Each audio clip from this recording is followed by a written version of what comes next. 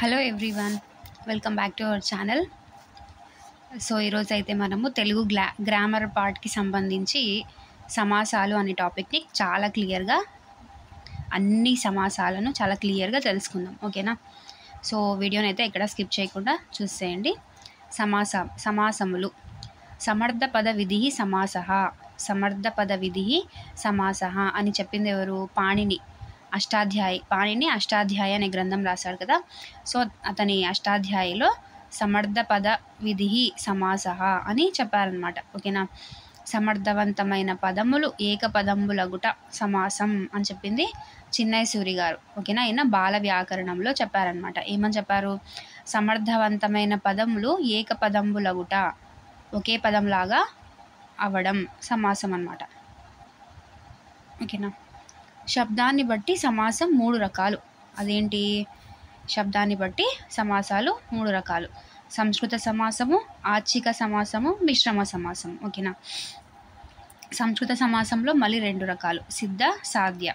ఓకేనా? సిద్ధ సమాసం అంటే 2 సంస్కృతిక పదాల కలయిక. ఎగ్జాంపుల్ చూడండి, రాజాజ్ఞ. రాజా ప్లస్ ఆజ్ఞ కదా, అంటే ఇవి 2 పదాలు కదా, రాజా ఆజ్ఞ. ఓకేనా? 2 సంస్కృతిక పదాల కలయిక. తర్వాత సాధ్య సమాసంలో 2 తత్సమ పదాల కలయిక. మాత ప్లస్ పిత తత్సమాలు. ఓకేనా? మాత సంస్కృతి. ఓకేనా? మాత అనేది సంస్కృతి పదము. చాలామంది తెలుగు పదం అనుకుంటారు, కానీ మాత అనేది సంస్కృత పదం. ఓకేనా? మాత పిత 2 కూడా తత్సమాలు. ఓకేనా? తత్సమాలు తద్భవాలు అంటే ఏంటి? తత్సమాలు అనగా సంస్కృత పదాల నుండి ఉద్భవించినవి. ఓకేనా? తద్భవాలు అనగా తత్సమాల పదాల నుండి ఉద్భవించినది. అంటే తత్సమాలు ఏంటి? ప్రకృతి వికృతుల్లో తత్సమాలు అంటే ప్రకృతి, తద్భవాలు అంటే వికృతి కదా, అలాగా. సో సంస్కృత సమాసాలు 2 రకాలు. ఒకటి 2 సంస్కృత పదాల కలయిక, తర్వాత 2 తత్సమ పదాల కలయిక అన్నమాట. ఓకేనా? సో అదనమాట. అంటే తత్సమాలు అంటే ఏంటి? 2 సంస్కృతిక పదాల నుండి ఉద్భవించిన పదాలు అన్నమాట ఇవి. ఓకేనా? మాత ప్లస్ పిత తత్సమాలు. ఓకేనా? ఇందులో మాత మాత్రం సంస్కృత పదము. ఓకేనా? తర్వాత ఆర్చిక సమాసం అంటే ఏంటి? 2 అచ్చమైన తెలుగు పదాలతో ఏర్పడినవి ఆర్చిక సమాసము. ఓకేనా? రేణి ఆణతి. రేణి ఆణతి అంటే రేడు ప్లస్ ఆనతి, తెలుగు 2 కూడా తెలుగు పదాలే. రేడు ప్లస్ ఆనతి, రేణి ఆనతి అంటాం. ఓకేనా? సో ఇవి 2 కూడా తెలుగు పదాలే, అచ్చమైన తెలుగు పదాలు. ఓకేనా? తర్వాత మిశ్రమ సమాసం అంటే తెలుగు ప్లస్ సంస్కృతిక పదాల కలయిక. చెరువు నుదకము అంటే చెరువు ప్లస్ ఉదకము. చెరువు అనేది తెలుగు పదము, ఉదకం అనేది సంస్కృత పదము. ఓకేనా? సో నేను ప్లస్ చేసినంత మాత్రాన మీరు సందులు చెప్తున్నానని అనుకోవద్దండి. జస్ట్ మీకు ఆ వర్డ్స్ డిఫరెంట్ చేయడానికి అలా. చెరువు ప్లస్ అక్కడ నుదకము అని ఉంది, చెరువు నుదకము. సో దాన్ని డిఫరెంట్గా 2 పదాల కలయిక కదా సమాసం అంటే కూడా.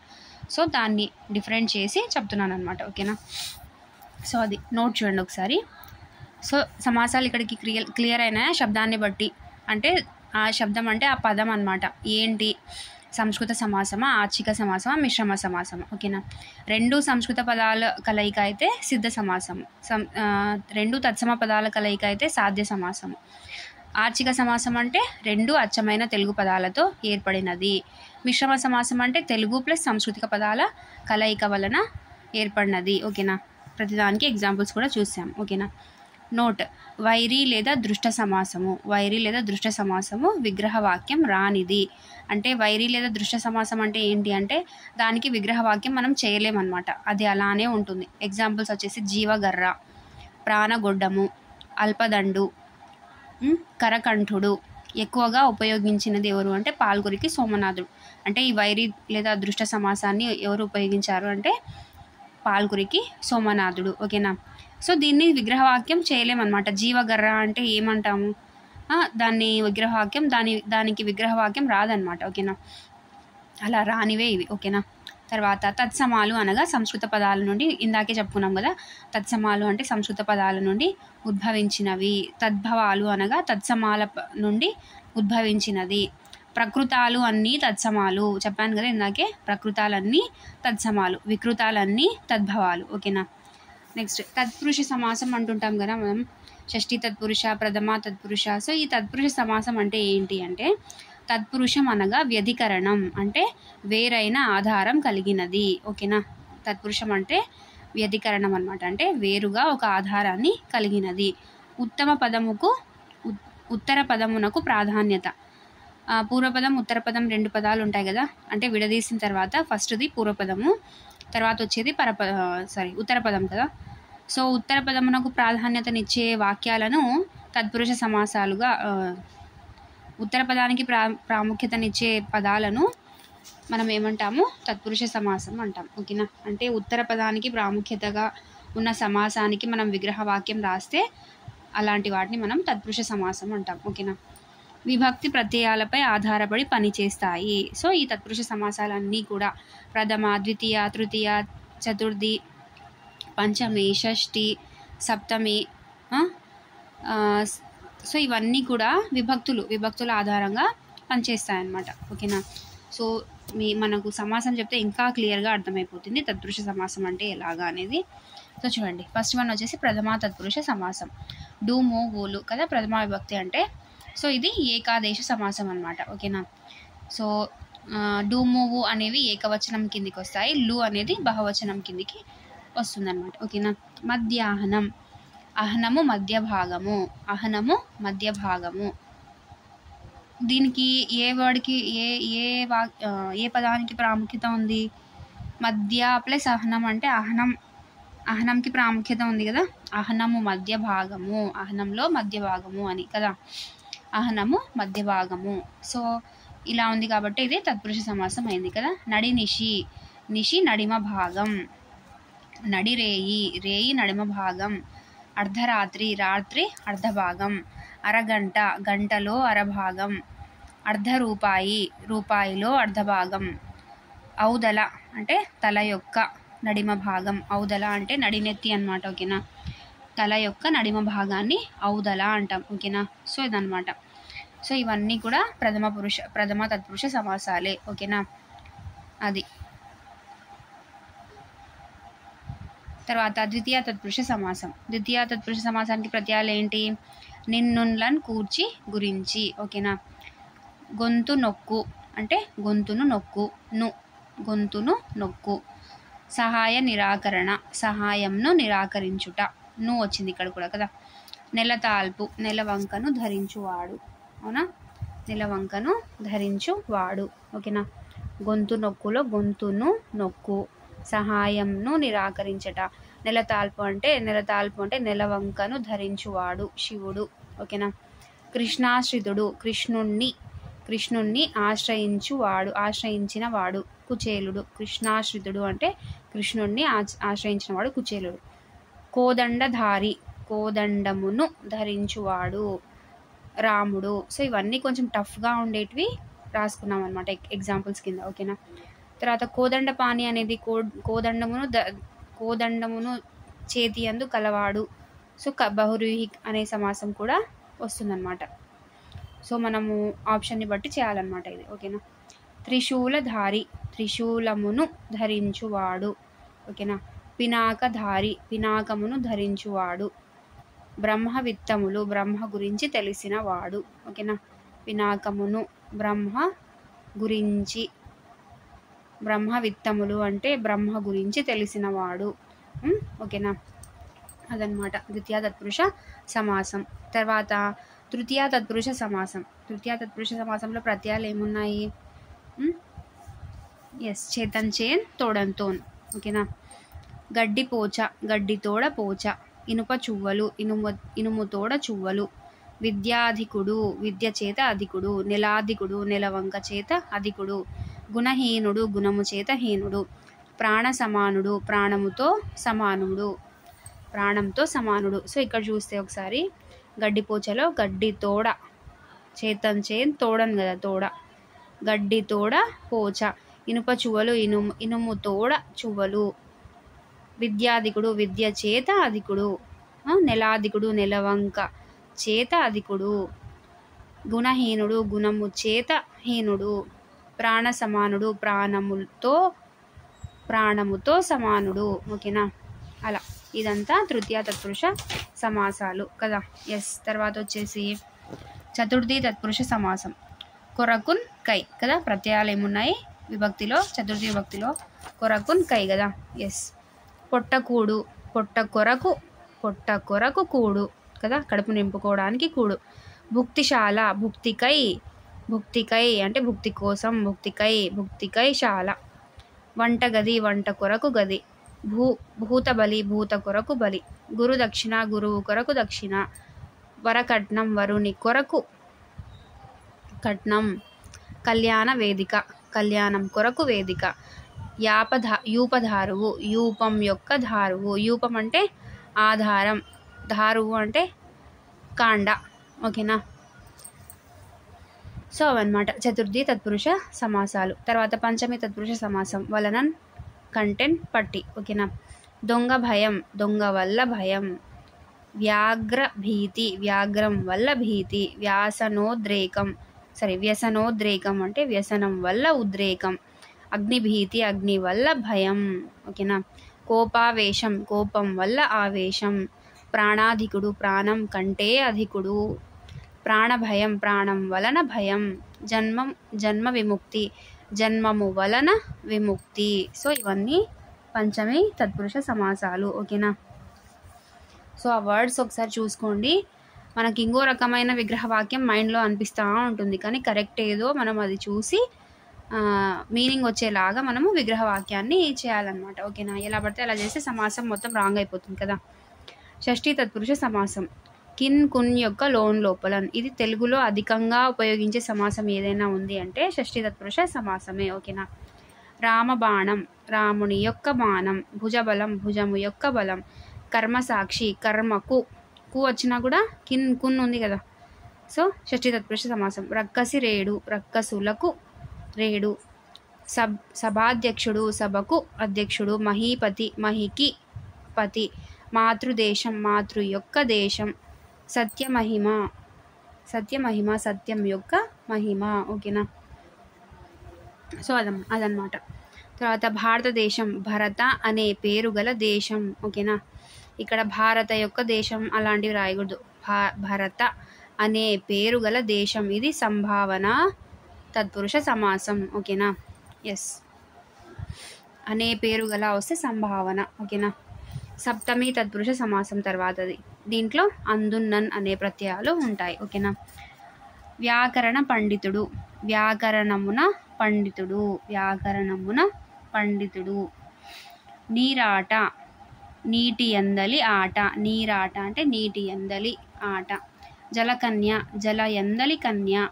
పురజనులు పురమునందలి జనులు. అజంతా స్త్రీలు అజంతా గుహల యందు స్త్రీలు. ఓకేనా, గురువులలో శ్రేష్ఠుడు ఇక్కడ గురు తర్వాత ఓకే. బండన భీముడు యుద్ధమునందు భీముడు. బండన భీముడు అంటే యుద్ధమునందు భీముడు, గుర్తుపెట్టుకోవాలి. జీవిత సాఫల్యం అంటే జీవితం నందు సాఫల్యం. గురుశ్రేష్ఠుడు అంటే దీనికి చాలా విగ్రహవాక్యాలు ఉన్నాయి చూడండి. గురువుల యందు శ్రేష్ఠుడు. తర్వాత శ్రేష్ఠుడైన గురువు అని కూడా వస్తుంది. ఇలా వస్తే గురువుల యందు శ్రేష్ఠుడు అని చెప్తే సప్తమి తత్పురుష సమాసమే అవుతుంది. శ్రేష్ఠుడైన గురువు అని చెప్పామనుకో విశేషణ ఉత్తరపద కర్మాధారయ సమాసం అవుతుంది. ఎందుకంటే శ్రేష్ఠుడు ముందుకు వచ్చాడు కదా, ఉత్తరపదం ప్రాధాన్యం ఉంది కదా, సో విశేషణ ఉత్తరపద కర్మాధారయ సమాసం. తర్వాత గురువులలో శ్రేష్ఠుడు అన్నామనుకో అది ఏమవుతుంది, లో షష్ఠి తత్పురుష సమాసం కదా. కిన్ కున్ యొక్క లోన్ లోపల అంటే షష్ఠి. గురువులలో శ్రేష్ఠుడు అయితే షష్ఠి. గురువుల యందు అంటే సప్తమి. శ్రేష్ఠుడైన గురువు అంటే విశేషణ ఉత్తరపద కర్మాధారయ సమాసం. ఇంక ఇలాంటివి ఇచ్చినారనుకో, అన్నీ పైవన్నీ అన్నారనుకో, మనం అసలు పైవన్నీ అంటే ఫస్ట్ ఆప్షన్ తీసేసి మూడిట్లో ఏదో ఒకటి చూసుకుంటాం. ఎందుకు అంటే ఎక్కడైనా 3 విగ్రహవాక్యాలు ఉంటాయా ఒక పదానికి అని, ఒక సమాసానికి అని కదా, అలా ఏం కాదు. ఇలాంటివి కొన్ని ఉంటాయి ట్విస్టింగ్వి. చూడండి 3 విగ్రహవాక్యాలు తయారు చేయొచ్చు ఈ గురుశ్రేష్ఠుడికి కదా.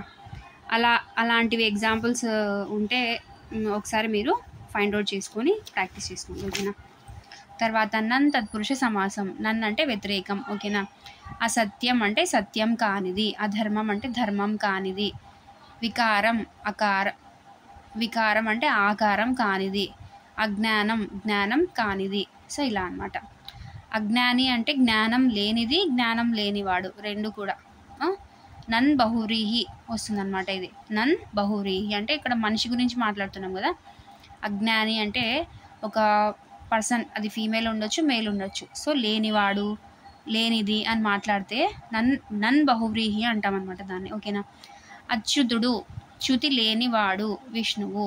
చ్యుతి అంటే నాశనం లేనివాడు విష్ణువు. ఇది కూడా నన్ బహువ్రీహి. ఓకేనా. ఇంకా మామూలుగా అవివేకం, అదృష్టం ఇలాంటివి లింగం ఉండదు దీనికి కదా. వివేకం కానిది, దృష్టం కానిది. సో ఇది నన్ తత్పురుషమే. లేనివాడు, లేనిది అని వచ్చిందనుకో, అంటే స్త్రీలింగం పురుషలింగం వచ్చిందనుకో, అలాంటివి నన్ బహురీహి అవుతుంది. ఓకేనా. ఎస్. తర్వాత బహురీహి సమాసం. అన్యపద ప్రాధాన్యం కలది. అన్యపద ప్రాధాన్యత కలది అంటే అన్ని పదాలకు ప్రాధాన్యత ఉంటుందన్నమాట దీంట్లో. చక్రపాణి చక్రమును పాణి ఎందు కలవాడు. చక్రమును పాణి ఎందు కలవాడు. ఇవి చాలా ఈజీ గుర్తుపెట్టుకోవచ్చు. కలవాడు, కలది అని వచ్చిందంటే అయిపోయింది ఇంకా బహువ్రీహి సమాసం కదా. ఆజానుభావుడు జానువులు వరకు బాహులు కలవాడు. జానువుల వరకు బాహులు కలవాడు అంటే మోకాళ్ళ వరకు బాహువులు అంటే ఏంటి, కండలు, చేతులు, షోల్డర్స్ కింది వరకు ఆజానుభావులాగా ఉన్నాడు అంటారు కదా. సో అది.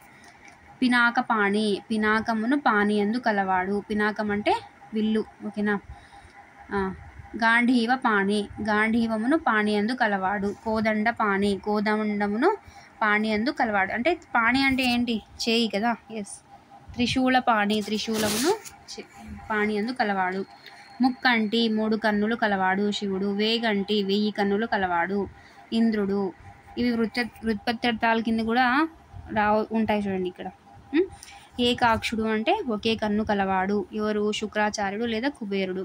పంచభానుడు 5 బాణాలు కలవాడు మన్మధుడు. వృకోధరుడు వృకము వంటి ఉదరం కలవాడు. వృకం అంటే తోడేలు, ఉదరం అంటే పొట్ట, మనకు తెలుసు కదా. వృకం వంటి ఉదరం కలవాడు భీముడు. రాజవదన చంద్రుని వంటి ముఖం కలది. మృగనయన జింక వంటి నయనములు కలది. నీలవేణి నల్లనయన జడ కలది. ఓకేనా. తర్వాత మీనాక్షి చేపల వంటి కన్నులు కలది. మీనాక్షి అంటే చేపల వంటి కన్నులు కలది. లతాంగి తీగ వంటి అంగములు కలది. చతుర్ముఖుడు ఇలాంటి ఎగ్జామ్స్ ఇంకా. చతుర్ముఖుడు అంటే 4 ముఖాలు కలవాడు. దశకంఠుడు అంటే 10 కంఠాలు కలవాడు. ధనుర్బాణపాణి అంటే ధన ఏమంటారు, ధనస్సులను పాణి యందు కలవాడు. ఓకేనా. తిక్కన అంటే 3 కన్నులు కలవాడు. తిక్కన కాదు, అక్కడ త్రిక్కన ఉంటుంది కదా. సారీ, తిక్కననేనా. తిక్కన 3 కన్నులు కలవాడు. ఓకేనా. దూర్జటి పొడవైన జడలు కలవాడు. దూర్జటి అంటే జట అంటే ఏంటి, జడ కదా. దూర్జటి అంటే పొడవైన జడలు కలవాడు. ఓకేనా. తర్వాత ద్వంద్వ సమాసం చూడండి. 2 పేర్లను గురించి తెలిపే సమాసం. 2 పేర్లను గురించి తెలిపే సమాసం అంటే 2 ఈక్వల్ ప్రామినెన్స్ ఉంటుంది. జస్ట్ ఇంకా దానికి విభక్తి అనేది అంటే ఒకదానికి లింక్ అనేది ఉండదు అనమాట. రెండింటిని కలిపి చెప్తున్నాం అనమాట. దాన్నే ద్వంద్వ సమాసం అంటాం. రామ లక్ష్మణులు రాముడు లక్ష్మణుడు. శీతోష్ణములు శీతలమును ఉష్ణమును. ఇక్కడ శీతోష్ణం వస్తే శీతలమైన ఉష్ణమైన అనేది విశేషణ ఉభయపద కర్మాధారం అవుతుంది. ఓకేనా.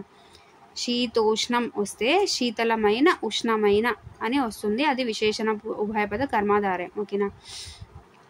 తర్వాత అలా కాకుండా శీతోష్ణములు అంటే శీతలమును ఉష్ణమును. ఓకేనా. మృదు మధురములు మృదువు మధురము. మృదు మధుర వచ్చిందనుకో, మృదువైన మధురమైన అంటే అది విశేషణ ఉభయపద. పూర్వపద ఉత్తరపద కాదు, ఈ 2 పదాలు కదా. 2 పదాలు ఇంపార్టెంటే. మృదువుగా ఉంది, మధురంగా ఉంది. సో మృదువైన మధురమైన అంటున్నాం. సో ఈక్వల్ ఇంపార్టెన్స్ ఉంది కాబట్టి దీన్ని ఏమంటాము, ఉభయపద కర్మాధార విశేషణ 2 విశేషణాలు ఉభయపద కర్మాధార సమాసం. ఇక్కడ కూడా అంతే. శీతలంగా ఉంది, ఉష్ణంగా ఉంది అన్నామనుకో, విశేషణ ఉభయపద కర్మాధార సమాసం. తర్వాత హృద్యోదాత్తములు హృదయమును ఉదాత్తమును. హృద్యమును ఉదాత్తమును. హృద్యమును అంటే అనుకూలము, ఉదాత్తము అంటే జాలి. ఓకేనా, ఇది ద్వంద్వ సమాసం. అర్థమైంది కదా. ఎస్. తర్వాత బహుపద ద్వంద్వ సమాసం. 2 కన్నా ఎక్కువ నామవాచకములు ఉండేదన్నమాట బహుపద. రామ లక్ష్మణ భరత శత్రుఘ్నులు అన్నామనుకో, రాముడును లక్ష్మణుడును భరతుడును శత్రుఘ్నుడు, ఇది బహుపద ద్వంద్వ అన్నమాట. ఓకేనా. అలాగే భీమార్జున నకుల సహదేవులు, భీమ అర్జున నకుల సహదేవులు కదా. మనోవాక్కాయ కర్మలు అంటే మనసు, వాక్కు, కాయము, కర్మ కదా. ధర్మార్థ కాయ మోక్షములు, ధర్మము, అర్థము, కాయము, మోక్షము కదా. అది బహుపద ద్వంద్వ సమాసం అండి. ద్విగు సమాసం. ద్విగు అంటేనే మనకు సంఖ్య అని తెలుసు, మనం ఆల్రెడీ టెక్స్ట్ బుక్ గ్రామర్లో చెప్పేసుకున్నాం కదా. సంఖ్యను తెలిపేది ద్విగు సమాసం. షడ్ రుచులు 6 అనే సంఖ్య గల రుచులు, ముక్కన్నులు 3 సంఖ్య గల కన్నులు, వేగన్నులు 1000 సంఖ్య గల కన్నులు, వేగన్నులు అంటే 1000. చతుర్ముఖములు 4 సంఖ్య గల ముఖములు, దశకంఠములు 10 సంఖ్య గల కంఠములు, అష్టాదశ శక్తిపీఠలు. ఓకేనా, అష్టాదశ 18. ఓకేనా, 18 సంఖ్య గల శక్తిపీఠాలు. చతుషష్ఠి కళలు అంటే 64 సంఖ్య గల కళలు. చతుషష్ఠి అంటే 4, షష్ఠి అంటే 60 కదా. చతుషష్ఠి అంటే 64 కళలు. ద్వాదశ జ్యోతిర్లింగములు, ద్వాదశ అంటే 12 సంఖ్య గల జ్యోతిర్లింగాలు. ఓకేనా, సో ఇది ద్విగు సమాసం అన్నమాట. ఓకేనా. తర్వాత వచ్చేసి సంభావన పూర్వపద కర్మాధారయ సమాసం. సంభావన పూర్వపద కర్మాధారయ సమాసం అన్నమాట. ఓకేనా. పేరును తెలిపేది. సంభావన పూర్వపద కర్మాధారయ సమాసం పేరును తెలుపుతుంది అన్నమాట. ఓకేనా. శ్రీశైలం, శ్రీ అను పేరు గల శైలం. ఓకేనా, ఆ శైలానికి అంటే కొండకు శ్రీ అనే పేరు ఉందన్నమాట. ఓకేనా, కొండ అంటే శిలలు కలది ఇదన్నమాట. శ్రీశైల పట్టణం, శ్రీశైలం అను పేరు గల పట్టణం. భద్రాచలం, భద్ర అనే పేరు గల అచలం, అచలం అంటే చలనం లేనిది కొండ. ఓకేనా. భద్రాచల పుణ్యక్షేత్రం, భద్రాచలం అనే పేరు గల పుణ్యక్షేత్రం. గంగా నది, గంగా అనే పేరు గల నది. కాశీ పట్టణం, కాశీ అనే పేరు గల పట్టణం. సో ఇది సంభావన పూర్వపద. చాలా ఈజీగా ఉన్నాయి కదా సమాసాలు. ఎస్. తర్వాత అవ్యయీభావ సమాసం. అవ్యయం పూర్వస్థానంలో వచ్చును. అవ్యయం అనేది పూర్వస్థానంలో వస్తుందన్నమాట. ఎలాగా? యథావిధి అంటే ఏంటి? విధిని అనుసరించి అన్నమాట. విగ్రహవాక్యము యథావిధికి విధిని అనుసరించి. సో ఇందులో అవ్యయం యథా, అవ్యయము యథా అన్నమాట. అంటే అవ్యయాలకు మీనింగ్స్ ఉండదు కదా. యథావిధి అంటే విధిని అనుసరించి, ఎలా అయితే విధి జరుగుతుందో అలా అని చెప్పడానికి. ఓకేనా. తర్వాత యథా ప్రకారం అంటే ఎప్పటిలాగానే, ఎప్పటి ప్రకారంగానే అంటాం కదా. సో ప్రకారమును అనుసరించి, ఇందులో కూడా యథా అనేది అవ్యయం అన్నమాట. అనునిత్యం, నిత్యమును అనుసరించి అంటే ఎప్పుడు, నిత్యం ఎల్లప్పుడూ ఎలా జరుగుతుందో అలా, లేదంటే ఎల్లప్పుడూ అనే అర్థంలో కూడా వస్తుంది. నిత్యమును అనుసరించినది. ఓకేనా. సో అనునిత్యాన్ని నిత్యంను అనుసరించి అని రాయాలి, కానీ ప్రతినిత్యం వస్తే నిత్యం నిత్యం అని రాయాలి. ప్రతినిత్యం అంటే ప్రతి నిత్యం అంటే నిత్యం నిత్యం అని అర్థం. ఓకేనా. నిత్యం నిత్యం. అర్థమైందా చెప్పేది? ప్రతి మినిట్ అంటే మినిట్కి అంటామా మనం? ప్రతి నిమిషానికి అంటే నిమిషంకు అంటామా? సో అలాగే ప్రతినిత్యం అంటే నిత్యం నిత్యం. ఓకేనా. అలా. అనుక్షణం, క్షణంను అనుసరించి అంటే ప్రతి క్షణంను అనుసరించి అంటే అదేమవుతుంది? అవ్యయీభావ సమాసం అవుతుంది. కానీ ప్రతి క్షణం ఇచ్చారనుకో, క్షణం ప్రతి క్షణం భయపడాలి నేను అని అన్నామనుకో, క్షణం భయపడాలి నేను అంటామా? సో అలాగనమాట. ఓకేనా. సకుటుంబం, కుటుంబ సమేతంగా. సపరివారం, పరివారం సమేతంగా. ఉపవనం, వనానికి సమీపాన. ఆబాల గోపాలం అంటే బాలుని నుండి గోపాలుని వరకు. ఆబాల గోపాలం అంటే మొత్తం అంతా అనే అర్థంలో వాడతాం. ఆబాల గోపాలం అని అంటే బాలుని నుండి గోపాలుని వరకు, అందరూ అనే అర్థంలో. ఓకేనా. సో ఇదన్నమాట. ఏం సమాసం ఇది? అవ్యయీ భావ సమాసం. ఓకేనా. అవ్యయీ భావ సమాసం అంటే ఏంటి? అవ్యయం అనేది పూర్వస్థానంలో వస్తుంది. ఓకేనా. ఎస్. తర్వాత రూపక అలంకారం. ఉపమేయానికి ఉపమానానికి అభేదం అన్నమాట. అంటే భేదం లేకుండా చెప్పడం. ఓకేనా. సో అది రూపక అలంకారం, రూపక సమాసం కూడా అవుతుంది. ఆశా పాశం, ఆశ అనే పాశం అన్నమాట. ఓకేనా. ఉపమానానికి ఉపమేయానికి అభేదం చెప్పడం అన్నమాట.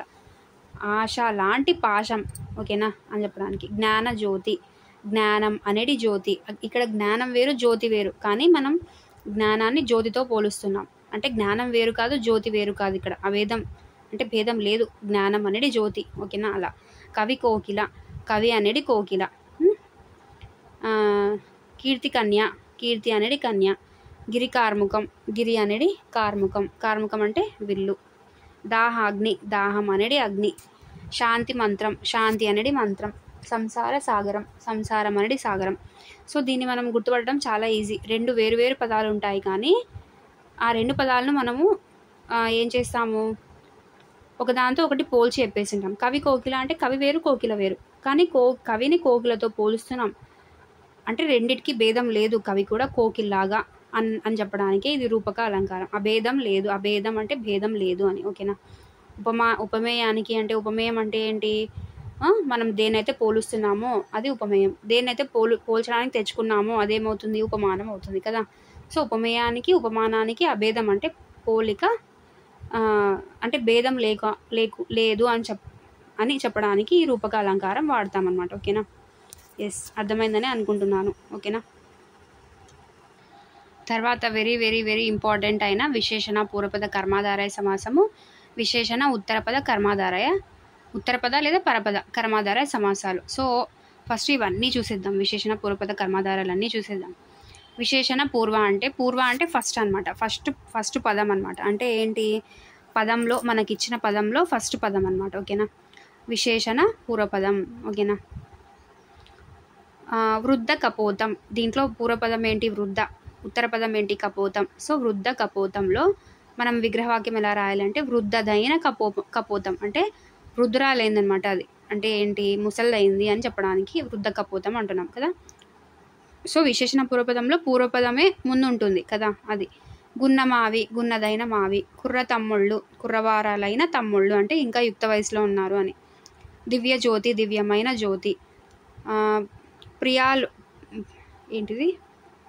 ప్రియాటోపములు అంటే ప్రియమైన ఆటపములు అంటే ఆర్భాటాలు. ప్రియాటోపములు అంటే ప్రియమైన ఆటములు, ఆర్భాటాలు.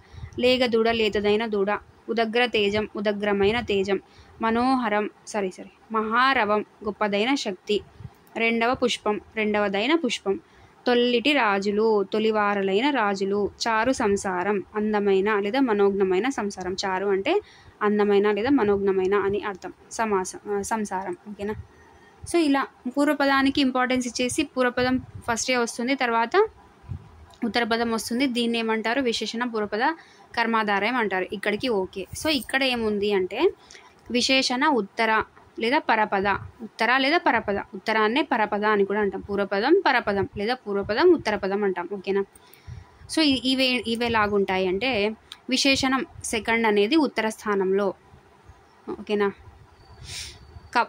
కపోత వృద్ధం. సో ఇక్కడ వృద్ధ కపోతం ఉంది, ఇక్కడ కపోత వృద్ధం ఉంది. సో వృద్ధమైన కపోతం, ఇక్కడ కూడా వృద్ధమైన కపోతమే, కానీ ఇక్కడ వాక్యం మనకి ఇచ్చిన సమాస పదం డిఫరెన్స్. వృద్ధ కపోతం అంటే వృద్ధమైన కపోతమే వస్తుంది. కపోత వృద్ధం అన్నా కూడా వృద్ధదైన కపోతం అంటాం, ఓకేనా. సో సమాసం ఏమవుతుంది, చేంజ్ అవుతుంది. ఇలా ఇస్తే నో చేంజ్. విశేషణ పూర్వపదంలోనే వృద్ధ ఉంది కాబట్టి విశేషణము. సో ఏంటి, విశేషణ పూర్వపద కర్మాధారయ సమాసనం. ఫస్ట్ మీరు సమాసాన్ని అర్థం చేసుకోవాలి. విశేషణ అంటే విశేషణాలు ఉంటాయి. విశేషణ పూర్వపదం అంటే ఫస్ట్ పదాలు. కర్మాధారయం విశేషణ పూర్వపద కర్మాధారయ సమాసం. సో అంటే పూర్వపదము ఫస్టే వస్తుంది, తర్వాత ఉత్తరపదం తర్వాత వస్తుంది. సో ఇలా వస్తే విశేషణాన్ని చెప్తే అది విశేషణ పూర్వపదం అవుతుంది. సో ఇలా కాకుండా పదం డిఫరెన్స్ ఇచ్చి కపోత వృద్ధం అన్నా ఇది ఉత్తర పదం అయిపోతుంది. ఉత్తర పదం ముందు వచ్చిందంటే అది విశేషణ ఉత్తర పదం. విశేషణమే, వృద్ధం విశేషణమే, కానీ ఉత్తర పదంలో ఉంది కాబట్టి ఉత్తర పద కర్మాధారయ సమాసం. చాలా ఈజీ, చాలా కన్ఫ్యూజ్ అవుతుంటారు చాలామంది. నో డిఫికల్టీ అనమాట, దీంట్లో చాలా ఈజీగా చేసేయచ్చు. తర్వాత చూడండి, మావి గున్న మావి చూసాం కదా, అలా కాకుండా మావి గున్న ఇచ్చారనుకో, గున్నదైన మావి. విగ్రహవాక్యాలు అన్నీ ఒకటే, కాకపోతే ఉత్తర పదమా పూర్వపదమా తెలుసుకోవాలంతే.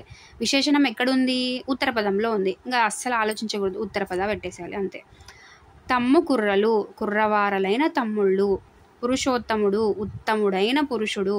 గురుశ్రేష్ఠుడు, శ్రేష్ఠుడైన గురువు, కార్మిక వృద్ధుడు, వృద్ధుడైన కార్మికుడు. అంతే, విశేషణాన్ని ముందుకు తెచ్చుకున్నాము. అది విశేషణ ఉత్తర పద అయిపోయింది. అంతేనా? ఎస్. విశేషణ ఉభయపద. ఉభయపద అంటే నేను ఆల్రెడీ ఇంతకుముందే చెప్పాను మీకు కదా, ఇంతకుముందు వచ్చినప్పుడే చెప్పాను. 2 పదాలలో విశేషణం ఉంటుంది. ఉభయపద 2 పదాల్లో విశేషణం ఉంటుంది.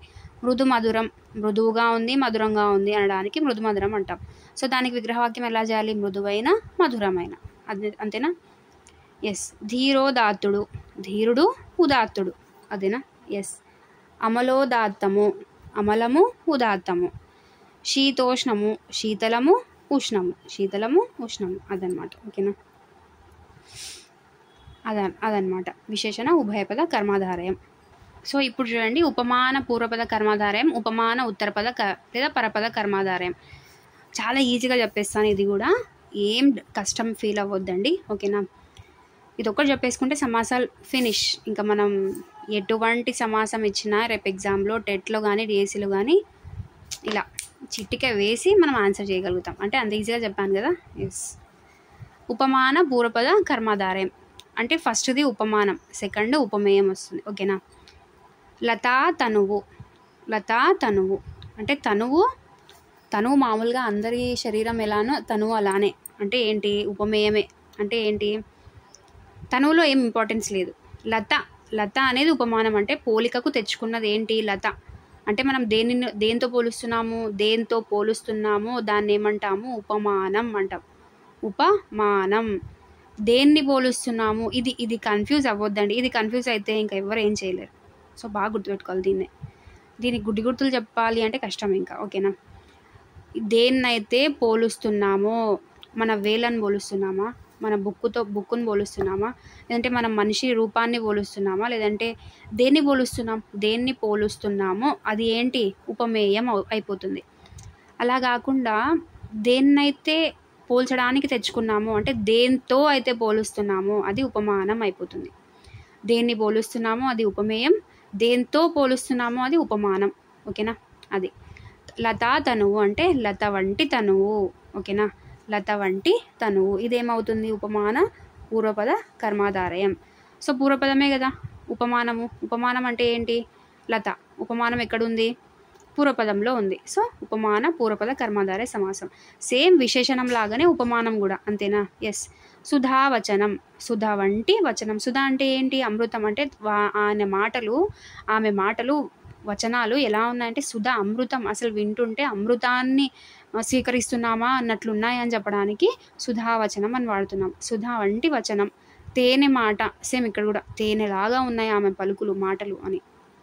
కలువ గన్నులు అంటే కలువల్లాగా కన్నులున్నాయి. సింహనరుడు, సింహం వంటి నరుడు. జుంటి మోవి, జున్ను వంటి పెదవులు. మోవి అంటే పెదవి. జున్ను అంటే మనం పాలతో చేస్తాము కదా, జున్ను వంటి పెదవులు. బింబోష్టం, దొండపండు వంటి పెదవులు. బింబోష్టం, ఓష్టం అంటే పెదవులు, బింబం అంటే దొండపండు. ఓకేనా? దొండపండు వంటి పెదవులు. సో ఉపమానం అంటే దేంతో అయితే పోలుస్తున్నామో అది ఉపమానం ఫస్ట్ ఉండాలి, సెకండ్ ఉపమేయం ఉండాలి. అలా వచ్చినవన్నీ ఏమవుతాయి? ఉపమాన పూర్వపద కర్మాధారయ సమాసం అవుతుంది. సో మనం విగ్రహవాక్యం చేసేటప్పుడు కూడా అవేం మారవు. ఫస్ట్ లత ఉంటుంది, ఫస్ట్ ఉపమానమే ఉంటుంది, తర్వాత ఉపమేయం ఉంటుంది. ఓకేనా? సో ఇలాంటివి ఉపమాన పూర్వపద కర్మాధారయ సమాసం. తర్వాత ఉపమాన ఉత్తరపద. సేమ్ విశేషణ ఉత్తరపద ఎలాగా? విశేషణం ఉత్తరపదంలోకి వచ్చేస్తే అది విశేషణ ఉత్తరపదం అయింది కదా. సో ఇక్కడ కూడా అంతే. తనువు లత అన్నామనుకో, లతా తనువు అంటే ఉపమాన పూర్వపదం అన్నాం. తనువు లత, లత వంటి తనువే. ఇక్కడ విగ్రహవాక్యం ఏం మారదు. కాకపోతే ఉపమేయము ఉపమానం ప్లేస్లోకి వచ్చేసింది. ఉపమానము ఉపమేయం అంటే ముందు వెనుక మారినాయి కదా. సో ఇప్పుడు మనకు లత ఉపమానం ఇంపార్టెంట్. ఉపమాన సమాసంలో ఉపమానం పూర్వపద లేదంటే కర్మాధారయ సమాసాల్లో ఉపమానం ఇంపార్టెంట్. ఉపమానం పూర్వపదంలో ఉంటే ఉపమాన పూర్వపద, ఉపమానం ఉత్తరపదంలో ఉంటే ఉపమాన ఉత్తరపద. సో తను లత, లత ఎక్కడుంది? ఉత్తరపదంలో ఉంది. సో ఉపమాన ఉత్తరపద. వచన సుధ వంటి వచనం. ఇది కూడా ఏంటి? ఉత్తరపద. మాట తేనె వంటి మాట. నరసింహ, సింహం వంటి నరుడు. చరణ కమలాల వంటి చరణములు. ముఖార విందము అంటే పద్మం వంటి ముఖము. కనుదామరలు తామరల వంటి కన్నులు, పాదాంబుజములు అంబుజముల వంటి పాదములు. సో అన్నీ ఒకసారి మీరు అబ్జర్వ్ చేసుకుంటే ఉత్తర పదంలో ఉపమానం ఉంది. సో ఉపమాన ఉత్తరపద కర్మాధారయ సమాసం. సో నోట్ ఏంటి, కర్మాధారయం అంటే విశేషణ విశేష్యము ఉపమాన ఉపమేయములు కలది. విశేషం అనగా నామవాచకం, విశేషణం కాదు, విశేష్యం అంటే నామవాచకం అనగా విశేషణం పక్కనే ఉన్న నామవాచకం అనమాట. ఓకేనా. కర్మాధారయం అంటే విశేషణ విశేష్యము. ఓకేనా. అంటే ఒక విశేషణం ఉండాలి, ఒక నామవాచకం ఉండాలి. ఓకేనా. లేదు ఉపమాన ఉపమేయాలు ఇవి అన్నీ కలిగిసినదే కర్మాధారయం. అర్థమైందా. సో అదన్నమాట సమాసాలు. ఇక్కడితో చాలా క్లియర్గా అండ్ డీటెయిల్డ్గా ఎటువంటి డౌట్ లేకుండా చెప్పేసుకున్నాం. అవునా. సో అదన్నమాట. ఇంకా మన ఛానల్ని ఎవరైతే సబ్స్క్రైబ్ చేసుకోలేదో, ఫస్ట్ టైం ఈ ఛానల్ని చూస్తున్నారో తప్పకుండా సబ్స్క్రైబ్ చేసుకోండి. మీకు ఇప్పటికే సైకాలజీ అండ్ తర్వాత ఇంగ్లీష్లో గ్రామరు, టెక్స్చువల్ గ్రామరు, తెలుగు వచ్చేసి మొత్తం 8th వరకు, దాదాపు 8th వరకు అన్ని కంటెంట్ మొత్తం కవర్ అయిపోయింది. ఎక్స్ట్రా గ్రామర్ కూడా కంప్లీట్ అయింది. అలంకారాలు, అర్ధాలంకారాలు, శబ్దాలంకారాలు 2 పార్ట్స్, సందులు ఒకటి, వాక్యాలు ఒకటి, మళ్ళీ ఇప్పుడు సమాసం ఇదొకటి. ఇంకా ఏమన్నా గ్రామర్ పార్ట్ యాడ్ చేయాలంటే ఇంకా యాడ్ అవుతాయి. తర్వాత కంటెంట్ వచ్చేసి 8th వరకు ఒక 2 లెసన్స్ ఉన్నాయి 8th సెమిస్టర్ 2లో. ఈ వీడియో తర్వాత అవి అప్లోడ్ అవుతాయి. ఓకేనా. ఇంకా మన ఛానల్ ఎవరైతే చూస్తున్న వాళ్ళు సబ్స్క్రైబ్ చేసుకోలేదో, ఫస్ట్ టైం చూస్తున్నారు, ఖచ్చితంగా సబ్స్క్రైబ్ చేసుకోండి. అప్కమింగ్ వీడియోస్ అన్నీ మీకు యూస్ఫుల్గా ఉంటాయి. మ్యాథ్స్ కూడా యాడ్ అవుతుంది. అండ్ సైకాలజీ మాత్రం టెక్స్ట్ బుక్లో ఎలాంటి అంటే ఏమంటారు, టెక్స్ట్ బుక్ని మించి ఈసారి టెక్స్ట్ బుక్లో ఉన్న హెడ్డింగ్సే ఉన్నాయి కాబట్టి అది ప్లస్ డ్రాఫ్ట్ కాపీ 2 కలిపి మన క్లాసెస్ అయితే ఉన్నాయి. ఫస్ట్ నుంచి పెరుగుదల వికాసం నుంచి నేను ప్రిపేర్ చేసుకున్న నోట్స్ అది ఏంటంటే బిఫోర్ నోటిఫికేషన్ అనమాట. అంటే అది యూస్ఫుల్ కాదు అని కాదు, యాక్చువల్గా అదే చదవాలి. అంటే నేను ఏం చేశానంటే డ్రాఫ్టెడ్ కాపీ ప్లస్ మిగతా టెక్స్ట్ బుక్స్ అన్ని కాపీస్ ఇప్పుడున్న టెక్స్ట్ బుక్తో సహా, సో అలా ప్రిపేర్ చేసుకొని అదే చెప్పాను అనమాట. అదే ఇప్పుడు సిలబస్లో ఉంది. సో అసలు చేంజే లేదు, నేను చెప్పిన దాంట్లో ఏం లేదు. ఇంకా ఎక్స్ట్రాగా అభ్యసనము ఇంకా ఉన్నాయి చెప్పాల్సినవి. ఒక 2 చాప్టర్స్ అయిపోయినాయి అంతే. సెకండ్ చాప్టర్లో ఇంకా ఉన్నాము. సో తెలుగు అయితే ఫినిష్ అయిపోయింది. ఇంకా 2 వీడియోస్ అంతే తెలుగు. ఓకేనా. ఇంకా గ్రామర్ ఉంటుంది తర్వాత. ఇంగ్లీష్ కూడా అంతే. 6th స్టార్ట్ చేసి 6th 7th 8th గ్రామర్ అయిపోతుంది, టెక్స్చువల్ గ్రామర్ అయిపోతుంది. తర్వాత వచ్చేసి మనం ఎక్స్టర్నల్ గ్రామర్ ఏం చెప్పుకున్నాము, పార్ట్స్ ఆఫ్ స్పీచ్ చెప్పుకున్నాం. తర్వాత ఫ్రేజ్ ఉంటుంది, క్లాజ్ ఉంటుంది. చాలా ట్రెండింగ్ బిట్స్ అన్నీ అవే వస్తున్నాయి. మ్యాక్సిమం నేను అవి చెప్పడానికి ట్రై చేస్తాను. ఇంకా మ్యాథ్స్ సిలబస్ వైజ్గా ఇప్పుడు చెప్పాలంటే కాదు, ఒక టాపిక్ తీసుకొని దాంట్లో టఫ్ క్వశ్చన్స్ ఎలా ఉంటాయి మోడల్స్ చెప్పేస్తాను అన్నమాట. ఓకేనా. తర్వాత ఏంటి, సైన్స్, సోషల్. సైన్స్ కూడా మనము 3rd 4th 5th ఒక 1 అవర్లో మీరు ఎన్ని టెక్స్ట్ బుక్స్ కవర్ చేయొచ్చు తెలుసా, సెమిస్టర్ 1 2 అలా ఉన్నాయి కదా. 3rd 1 అవర్లో ఒక టెక్స్ట్ బుక్ మొత్తం, 3rd మొత్తం, 4th మొత్తం, 5th మొత్తం, అలాగా 1 అవర్ 3 అవర్స్లో 3rd 4th 5th అయిపోయేలాగా వీడియోస్ చేశాను. అండ్ 6th క్లాస్ సెమిస్టర్ 1 అయిపోయింది సైన్స్, సెమిస్టర్ 2లో ఉన్నాము. అండ్ సోషల్ కూడా యాడ్ అవుతుంది. ఓకేనా. సో వీడియోని ఫస్ట్ టైం చూస్తున్న వాళ్ళు ఖచ్చితంగా సబ్స్క్రైబ్ చేసుకోండి, లైక్ అయితే ఇచ్చేసేయండి. యూస్ఫుల్ వీడియో అనిపిస్తే మీ ఫ్రెండ్స్కి షేర్ చేయండి.